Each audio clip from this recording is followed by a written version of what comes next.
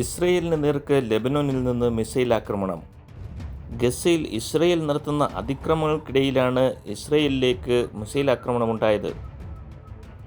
3 മാസം ശാന്തമായിരുന്ന ഇസ്രയേലിൻ്റെ northern border വീണ്ടും കലുഷിതമാവുകയാണോ? ലെബനോനിൽ നിന്ന് ആക്രമണമുണ്ടായതായി ഇസ്രയേൽ ഡിഫൻസ് ഫോഴ്സ് സ്ഥിരീകരിച്ചിട്ടുണ്ട്.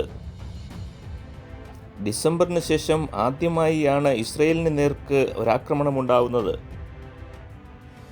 നോർത്തേൺ ഇസ്രയേലിലെ മെറ്റ്യൂല എന്ന പ്രദേശത്താണ് ആക്രമണമുണ്ടായത്.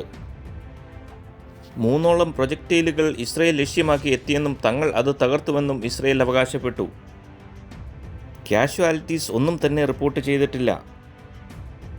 അതേസമയം യമനിലെ ഹൂത്തികൾ 48 മണിക്കൂറിനിടയിൽ 3-ാം തവണയും ഇസ്രയേലിലെ ബെൻഗൂരിയൻ എയർപോർട്ടിന് നേർക്ക് ആക്രമണം നടത്തിയിരുന്നു. ലെബനോനിൽ നിന്നുണ്ടായ ആക്രമണം ഹിസ്ബുള്ള നടത്തിയതാകാനാണ് സാധ്യത. എന്നാൽ ഔദ്യോഗിക സ്ഥിരീകരണം ഉണ്ടായിട്ടില്ല. അതേസമയം ഹൂത്തികളെ നേരിടാൻ അമേരിക്ക ആണവ പോർമുന വഹിക്കാൻ ശേഷിയുള്ള USS കാൾ വിൽസനെ മിഡിൽ ഈസ്റ്റിലേക്ക് അയച്ചു.